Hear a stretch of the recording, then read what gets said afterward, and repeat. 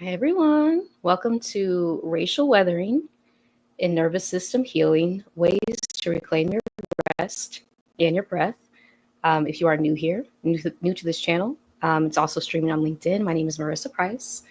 I'm a healing practitioner. I help highly sensitive, introverted, high achieving Black women heal from things like workplace trauma, narcissistic abuse, reclaim their power, reclaim their authenticity, and build lives rooted in freedom and ease, which are our birthrights, right? So if you're here live, let us know in the chat so we can say hello to you. If you're watching on the replay, please feel free to comment if anything resonates. If you've experienced the effects of racial weathering and you're now on a journey, as a lot of us are, to heal our nervous systems, to reclaim our breath, to invite in rest unapologetically. Again, we need rest to survive, to sustain ourselves, especially now with everything that we see happening. It is absolutely essential for our self-preservation, right? That we're able to breathe in the moments that we can, take our rest, right? Because no one's going to give it to us. I think we've seen that play out, but we really have to carve that space for ourselves in our lives to prioritize our well-being. So please subscribe to my channel if you're interested in content like this in the future. Please like this video if it resonates so that it's shared with other people. And let's get into it, right? So the concept of racial weathering, right? A topic that is deeply personal to me as I reflect throughout my life. And I'll say, if you're not subscribed to my Substack blog already, a lot of my personal stories from my own journey of experiencing things like anti-Blackness, right? I have a video on being a gifted Black girl within white school systems and how I was treated. So if any of that resonates, please feel free to subscribe to my Substack blog as well, Healing Transparently. Um, Again, a lot of us are on this journey of connecting the dots between our experiences, what we experience in the school system so often, than what we experience in the workplace, in toxic workplaces. And you'll see as you connect the dots throughout your experiences, many of these things are the same thing, the same exact thing that so many of us have been battling against for years, for decades, trying to protect our authenticity, our true selves, right? Against these people who seek to do us harm. These systems that constantly seek to extract our power. And so, yes, racial weathering, right? Racism, it literally wears on our bodies over time. And things like nervous system healing, which I've been leaning into and sharing on my channel, can really help us reclaim what has attempted to be stolen, right? Because they did not succeed, because so many of us are on this wavelength of now reclaiming our rest, our breath, our energy, our time from these systems that intentionally seek to do us harm, to undermine, right, challenge our self-worth. We are refusing to let that happen, right? And really protecting and claiming and carving out space for ourselves to breathe, to rest, which we have to do to sustain this journey, right? There's no other way around it.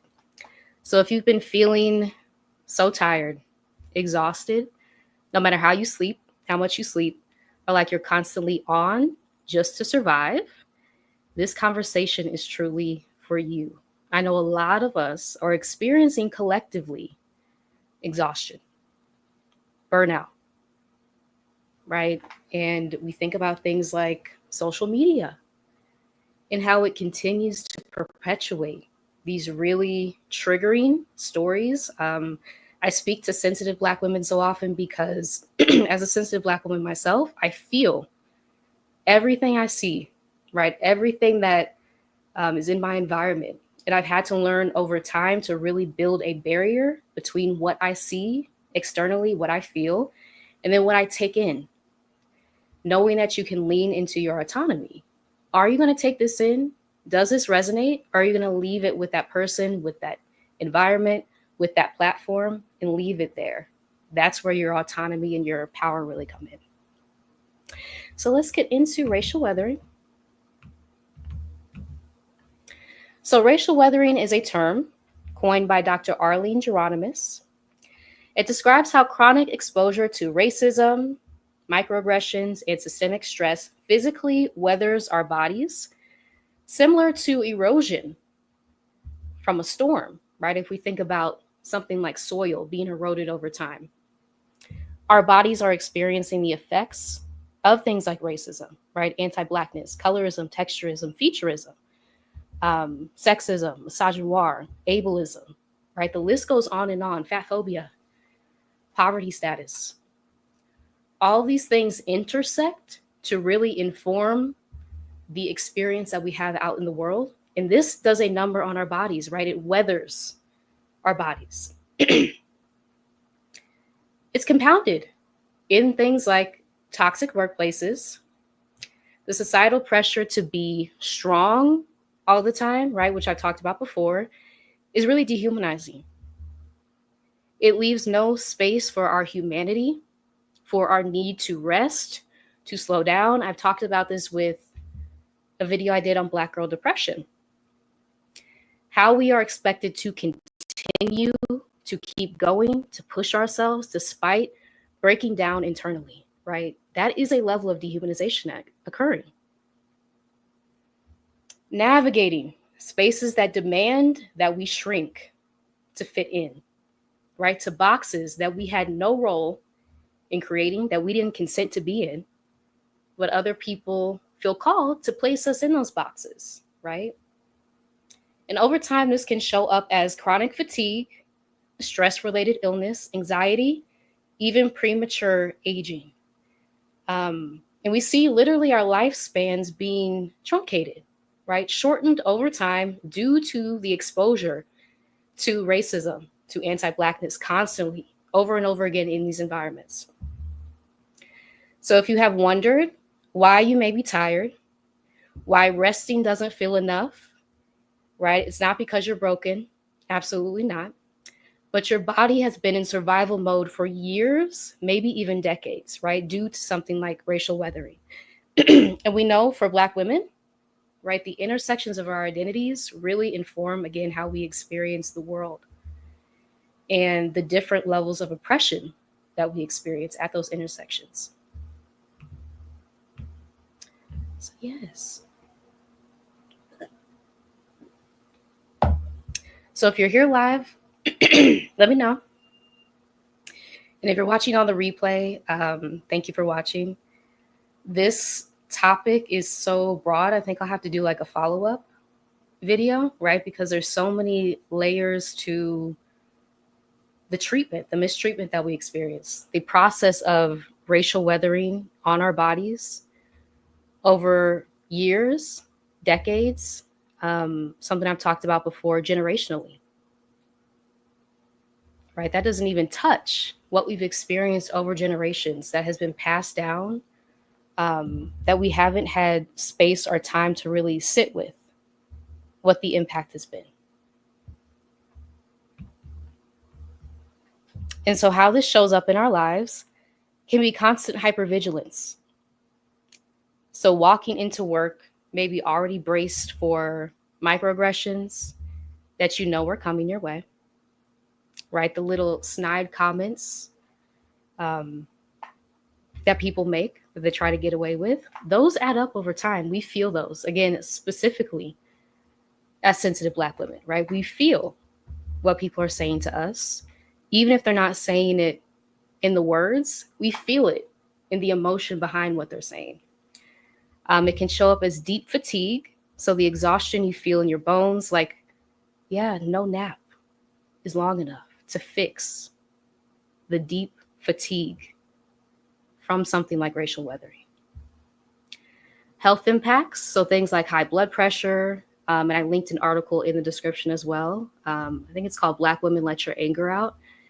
The importance of having a release valve to express how you're feeling, the emotions that you may be carrying throughout the day, throughout the week, years, even if just to yourself. So something like journaling, voice noting can be helpful, just to have that space for yourself to process. What are you feeling? the different things that made you angry throughout the day, right? And granting yourself permission to feel that. That's a human emotion that has been denied to us so often, right? But you're allowed to be angry. Again, insomnia, inflammation is huge in our bodies. Your nervous system literally waving a red flag that something is off, that something in your environment is harming you. But we have been taught and socialized that we have to push through so often, right? That we can't stop, that we can't even leave an environment once we know that it's harmful sometimes. Hey, welcome, Raw Homemade. I'm so happy I'm watching this live. Thank you for bringing this topic to this platform. You're so welcome. Thank you for being here. I appreciate you. Yes. So the mask of being strong constantly, right? Not having space to be human, to need a moment to rest, to prioritize yourself, your well-being, your wellness. So smiling when you're hurting inside, excelling while you're silently burning out. Again, in my video, which let me make a note to add that to the description, Black Girl Depression. Because we don't have space to be sad. We don't have space to say, like, I'm really hurting right now so often. Our symptoms of depression may present differently and they may be overlooked within clinical settings, right? So if we're presenting with things like irritability, sometimes overperforming, right? Instead of like the traditional way that we view depression as not being able to do tasks, a lot of the times as Black women, we will go so much harder to try to get things done, to do extra things. And that can also be a symptom of depression that can be overlooked, right? Because of this mask that we have to wear so often, that society pressures us to wear. Also realizing that we can take that off. We can take that off. In safe places like this, I also have a group healing program coming up starting August 17th. If you'd like to register, it's scrolling here on the screen. If you're looking for nervous system healing, I would love for you to join us. This is for sensitive Black women.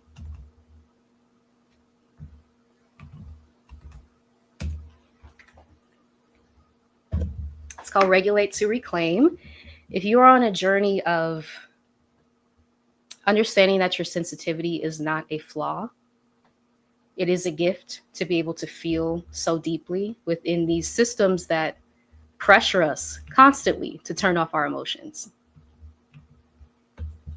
And you're looking for a way to process the deep emotions that you have, right? Be in a space with fellow sensitive Black women who are reflecting back to you that nothing is wrong with you. That's really the purpose of this program that I've created, Regulate to Reclaim. Starting August 17th. So here's a link to register if you'd like to join us. And the first part of this, Silence Your Inner Critic, there were so many moments within that group healing program that I was able to personally realize, even as a facilitator, right, the different times throughout my life when I had been told that my sensitivity needed to go away, that I needed to toughen up, right? And just now at this age, leaning into the gift that it is to feel, to be impacted by what you're seeing. And so if you're looking for ways to lean into the gift of that while regulating and building that barrier between what you feel and what you take in as a sensitive person, that is the purpose of this healing program, Regulate to Reclaim. Again, we start August 17th. If you'd like to join, regulate to reclaim.card with 2 R's, .co.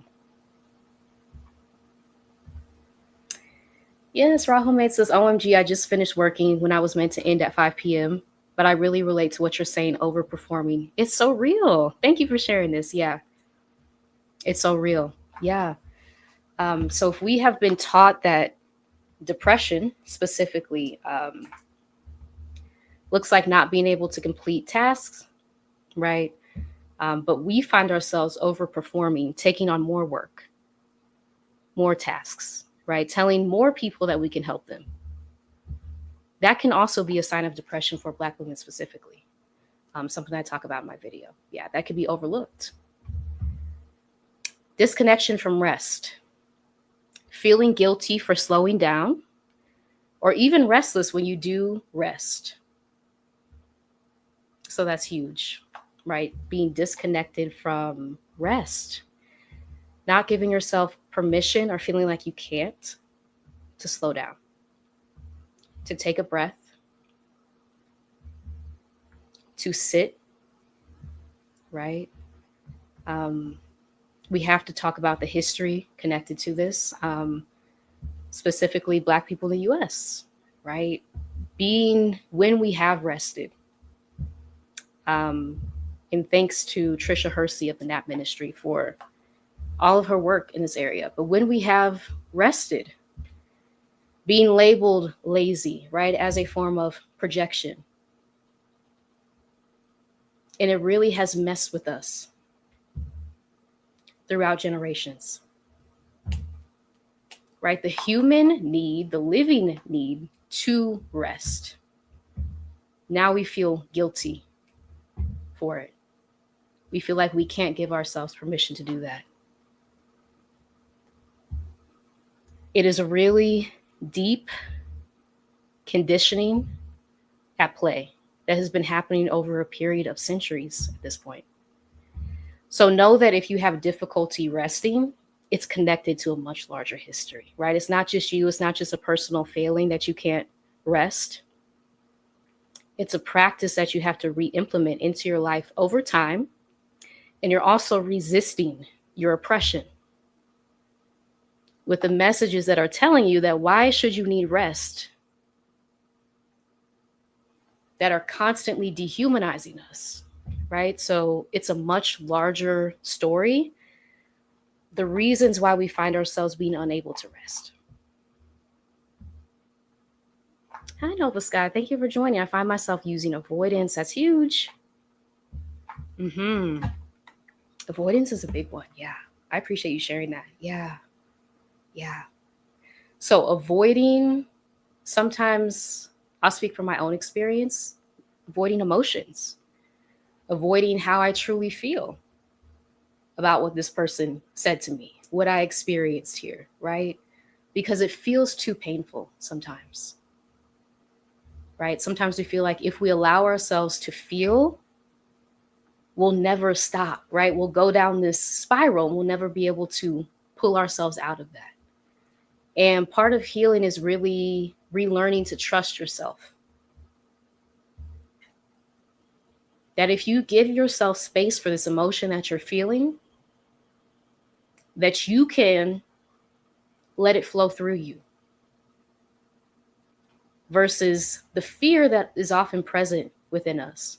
That if I grant myself permission to feel angry, I'll never feel anything else. Right? And we know that that's not true. Combing throughout our own history, right? We know that the purpose of emotions are supposed to flow. They're supposed to give us information and flow through us. But we have to really strengthen that part of ourselves again within the society that is tried to destroy our sense of self-trust. And so that's what we'll also be speaking about in Regulate to Reclaim as well. How do you rebuild the sense of self-trust that may have been weakened by this society that we live in?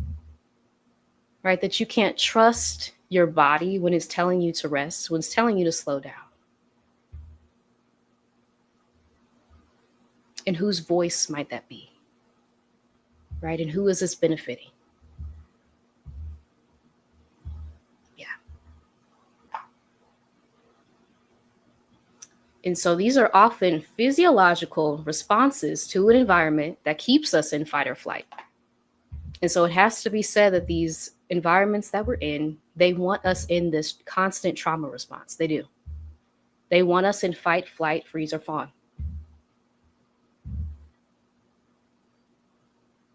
Because again, as I spoke about in a past video, we're not able to access parts of our brain when we are in constant survival response.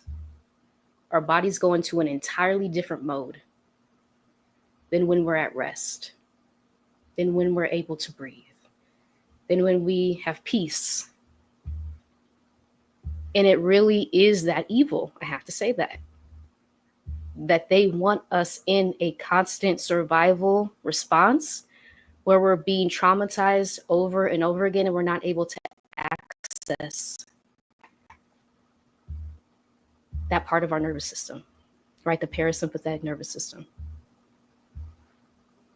But it is real.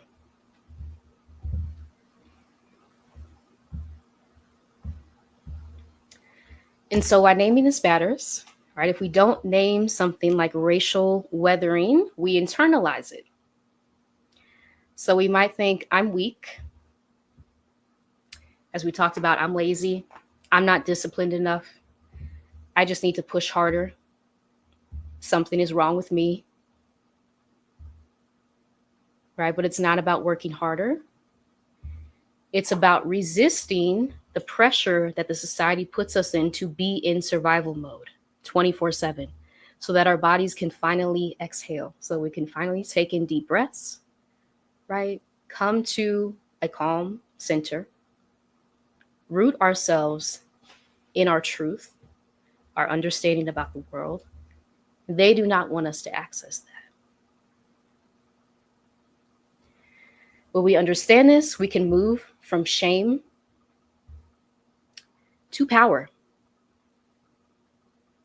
from blaming ourselves to reclaiming what we really need: safety, rest, belonging, slowness, breath, peace,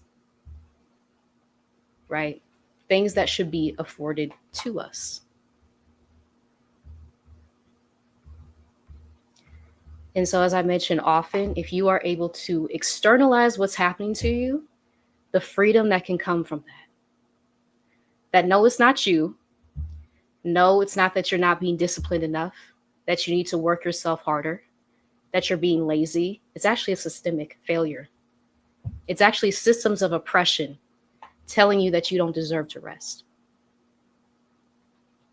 And just the power that can be gained with that reframe, with that simple reframe of externalizing what's happening to you.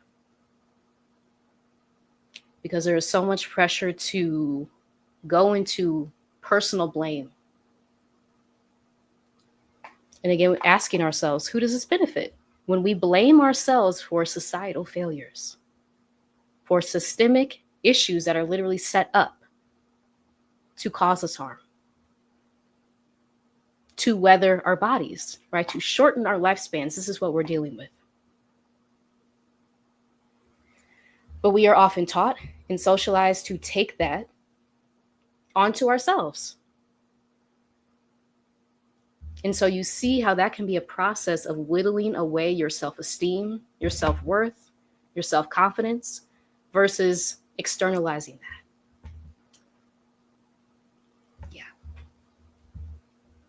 Hi, Canary. Thank you for this question. How do you heal from dealing with a sexist, misogynistic, boss? Misogynoir boss, yes. I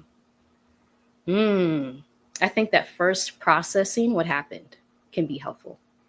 If you're able to give yourself a space. I know that I journal, I voice note, I draw sometimes to work through and move through the emotions that I experience in a toxic workplace. Any form of self-expression that feels good, I think leaning into what feels good is going to be helpful too, because not everything is for everyone. But giving yourself a safe place to sit with the truth of what you experienced is going to be helpful. And then again, externalizing what you experienced. So no, it wasn't you. The fact that you're able to say, right, no, this boss was actually sexist, misogynistic. That's huge, because so often we are taught to internalize. That maybe was something we did, right? Maybe if we spoke a little bit softer, maybe if we didn't advocate for ourselves as much, maybe if we changed our tone of voice, then things would have been different. No, it's the boss, right? It's the boss that was sexist, that was steeped in misogynoir, that was trying to harm you. That's huge. I think that can be helpful.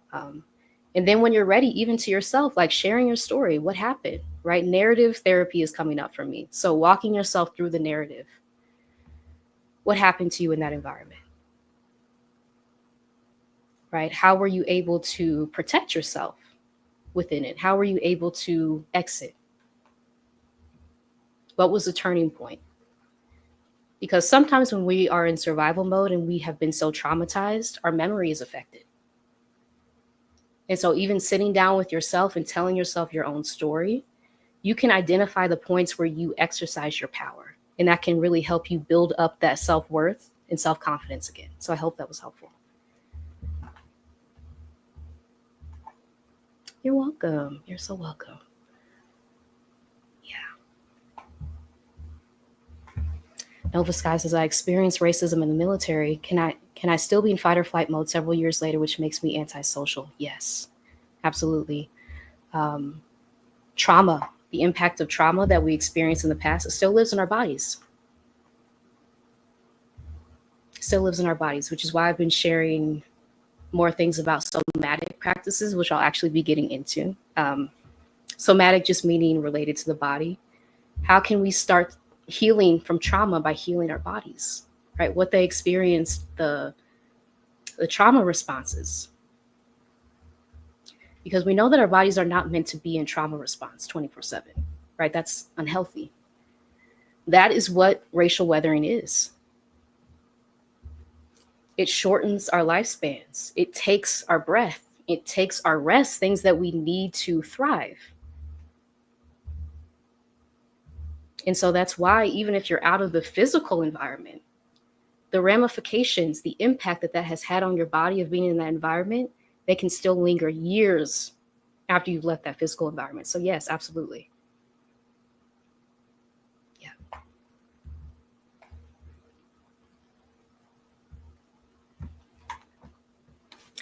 Delisa AB, hello. Yes, with my last employer, they wanted someone with confidence and able to deal with the white members, but they really wanted someone who was submissive, jumping to their every command. They send you to trainings that aid you in creating boundaries. But that was for others, not for them. Thank you for sharing that. Yeah. And you're welcome, Nova Sky. Thank you for that. Yeah. This is a huge topic. Yes. The trainings. Oh my gosh. This has brought up so many memories. The trainings that we attend, right? Bring your whole self to work. Like you said, create boundaries. When we do that as Black women in the workplace, what is the treatment that we're met with? It's like we're being set up, right? Because people don't want us to establish boundaries. No, they view our labor so often as something to exploit. And so why are we in these trainings? Why is the message being told to us, right? That this is what we should be doing. We should be leaning into bringing ourselves to work, creating these boundaries, being able to say no, advocating for ourselves, and then being harmed when we do that. And it's a very confusing process. So if you're experiencing this, know that you're not alone. Unfortunately, this is a pattern that happens to us in the workplace so often. So often, yeah. And thank you for sharing that. Okay, so nervous system healing, how we reclaim our rest. So a way can be, right, starting slow, intentional rest. So noticing and knowing that rest is not a luxury, it's repair. Your body is repairing itself. Again, they do not want us in our bodies.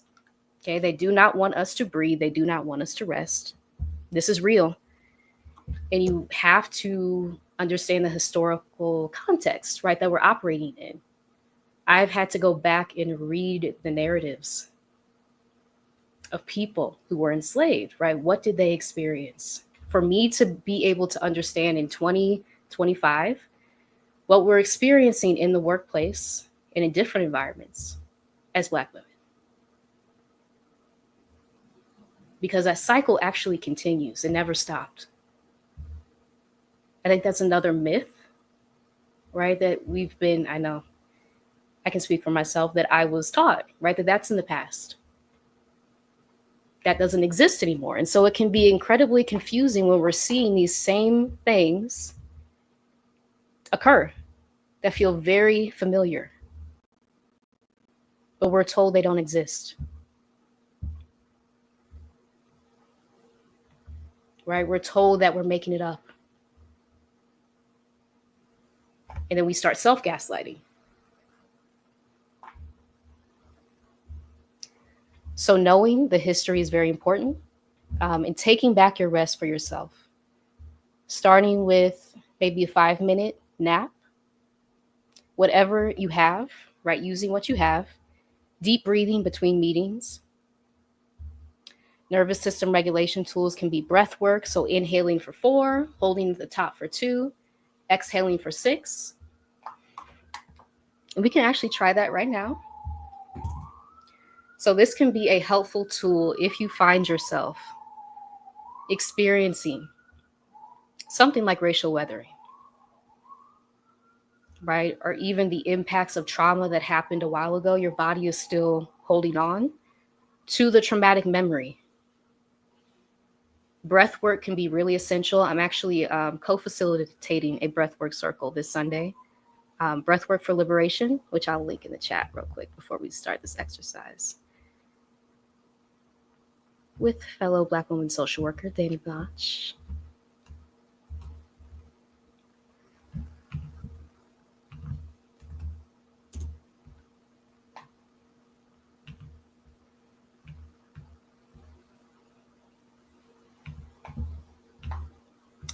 Yeah, Delisa said I was seen as rude and they didn't like my tone, said I was rude, asked when I was rude, who was I rude to and what was said, silence.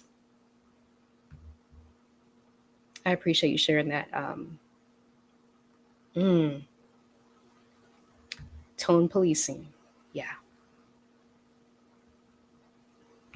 Tone policing. And it can be, that can start the process really of us questioning ourselves from the inside, right? Because you know the reality. You know that you weren't being rude. And then when someone comes and says, well, yes, you were, right? And then they don't give you an explanation, that's confusing. And that can start for a lot of us who have been in toxic workplaces, the process of combing through everything that you said, ruminating, right? When in fact, your truth is the truth, right? You weren't being rude.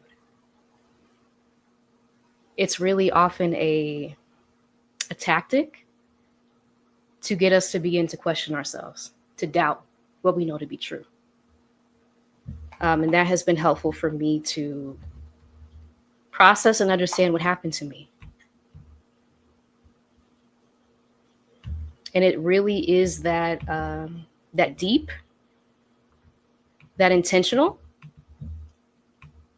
to sow those seeds of doubt where they didn't exist before. Right? So I'm sorry that happened to you. Yeah. Yeah. And I appreciate you sharing that. Okay, so a helpful exercise can be breath work. So just right here, inhaling for 4, holding at the top for 2, and then exhaling for 6. And when you have your exhale longer than your inhale, that gives a signal to your nervous system to come back into the parasympathetic state, right? So inhaling for 4, holding for 2, exhaling for 6 can be a breathwork exercise that you can do to come back into your body, to heal your nervous system, to resist the effects of racial weathering by prioritizing your wellness. Right? That's also a point of resistance for you to be well, for you to breathe, for you to rest. A somatic release can be shaking out tension in your body, right? Through something like dance, stretching, gentle movement, letting your body know it's safe and that you're safe in your body. Because so often we don't feel safe in our own bodies. This just occurred to me like a few weeks ago. This came to me. We don't feel safe in our own bodies. The impacts of trauma, so often we want to, not even want to, but it's a survival response that we have dissociated from our bodies completely.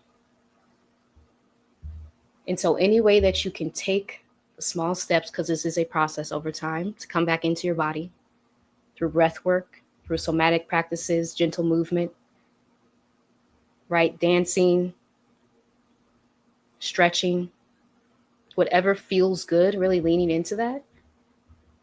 That's how you begin to heal, right? Grounding yourself, placing your hand on your chest, telling yourself, I'm safe. I don't have to brace for impact right now.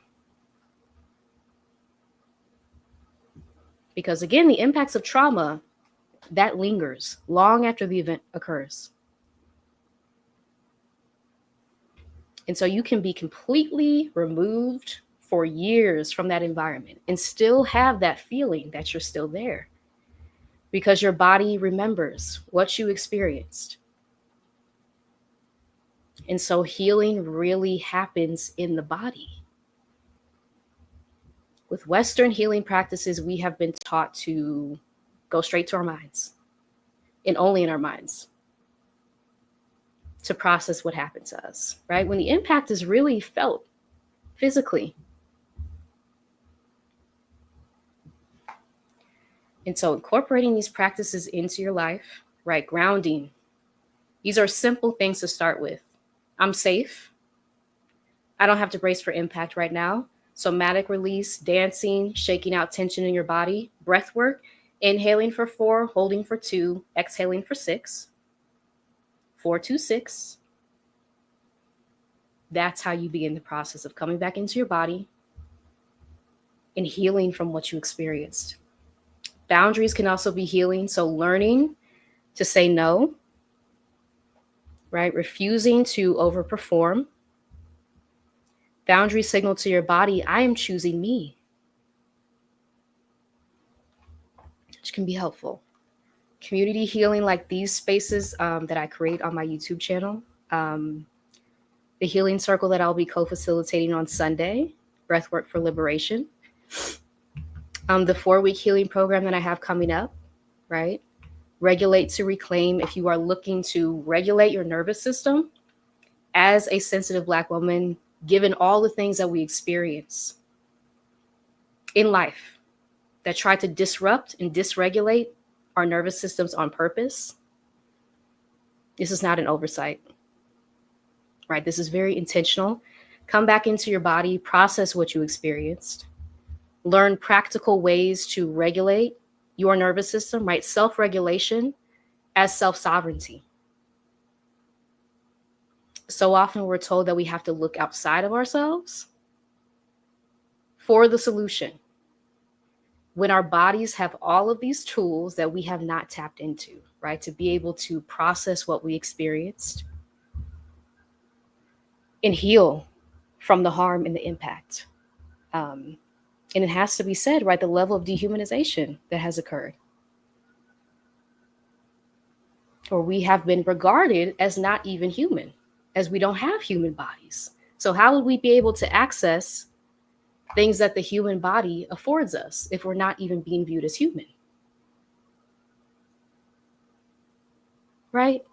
So just acknowledging the oppression that has been at play for centuries, but then refusing, right? The politics of refusal, to give your breath, to give your rest,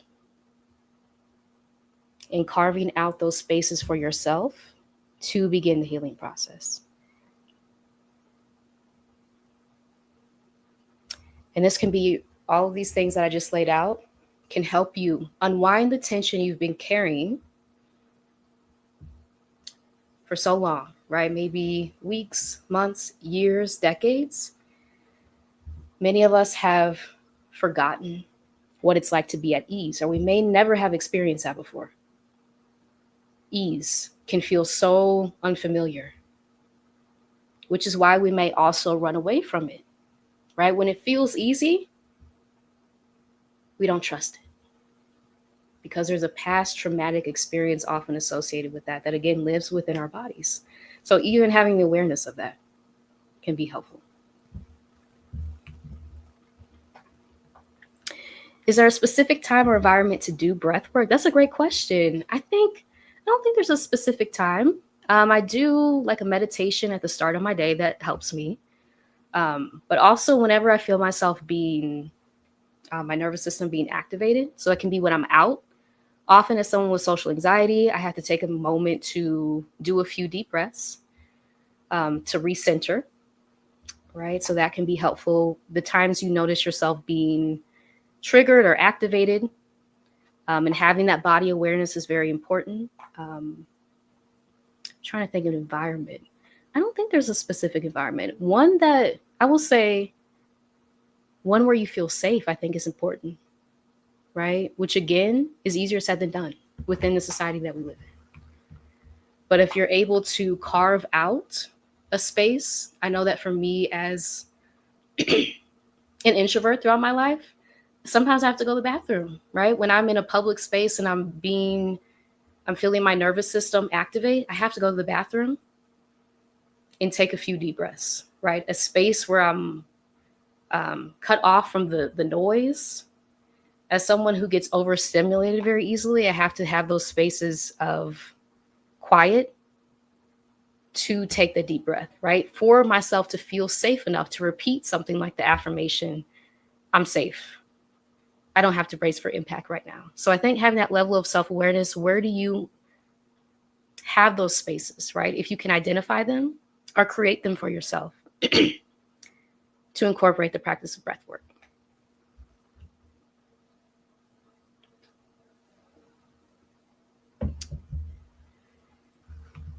Yes. So as we're winding, excuse me, y'all, as we're winding down, know that racial weathering is real. It's very real, as we talked about today, right? But we also have power. We've identified the places of power to be able to take your rest, to breathe, to incorporate somatic practices, to ground yourself, to establish boundaries, to get in safe places, community healing places like this, spaces where you do not have to explain yourself for feeling what you feel. Because that can be another level of trauma, right? When you try to express finally what you've been feeling, the things that you've been carrying, and it's met with people kind of questioning what you're feeling, right? Gaslighting you. Did you really feel that? Did you see it this way? Maybe it was that way. That can add another level of trauma. So even being in a safe space where people get what you're saying, right, and no explanation needed is helpful. Oh, you're welcome. Thank you. I tend to have anxiety while I'm driving. Yes, I can relate to that. So I'm going to try breath work while I'm driving. Yes, I love that. Identifying those places where you notice yourself being, my nervous system's activated, right? And this can look like sweating palms, your heartbeat increasing, you becoming more hypervigilant. So looking around like, is someone going to do something? That's when our nervous system is activated, right? We're in our sympathetic part of our nervous system, which is the state our nervous system is in when we are in fight, flight, freeze, or fawn.